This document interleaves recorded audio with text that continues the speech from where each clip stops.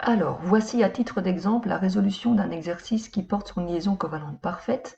Je vous invite à prendre note en fait de ceci dans votre cours, puisque c'est plus ou moins ce que j'aurais fait avec vous en classe, donc je vous aurais expliqué un exercice type, et donc voilà, vous n'aurez pas accès à cette image par la suite, donc c'est vous qui devez compléter vos notes avec ceci.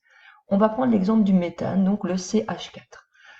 Première chose à faire, déterminer l'électronégativité des différents constituants du CH4. Tout d'abord, l'électronégativité du carbone, que je note comme ceci, est de 2,5. Ensuite, le deuxième type d'atome qui intervient dans cette molécule, c'est l'hydrogène. L'électronégativité d'un hydrogène est de 2,1. Je vais donc calculer la différence d'électronégativité, qui est de 0,4.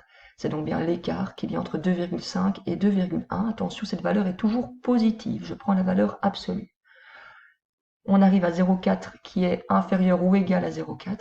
Je suis donc bien dans le cas d'une liaison covalente parfaite, c'est-à-dire un partage équitable de mes doublets d'électrons célibataires.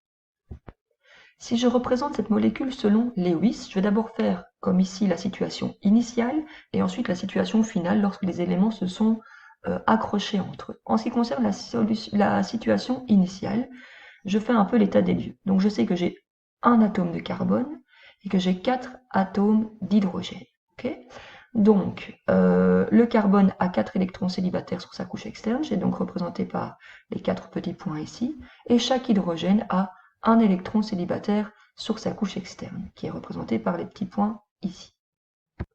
Voilà donc ce qui va se produire lorsque les éléments vont s'attacher entre eux. Chaque hydrogène va venir partager son électron célibataire avec l'un des électrons célibataires du carbone. Comme nous l'avons vu dans la partie théorique, ça se représente simplement par un peu simple trait, sans flèche, donc c'est assez simple, la représentation selon Lewis est déjà terminée. Petite remarque, c'est bien chaque hydrogène qui vient se refixer sur l'élément central, le carbone. Et je ne viens pas accrocher deux hydrogènes entre eux. Pour quelle raison?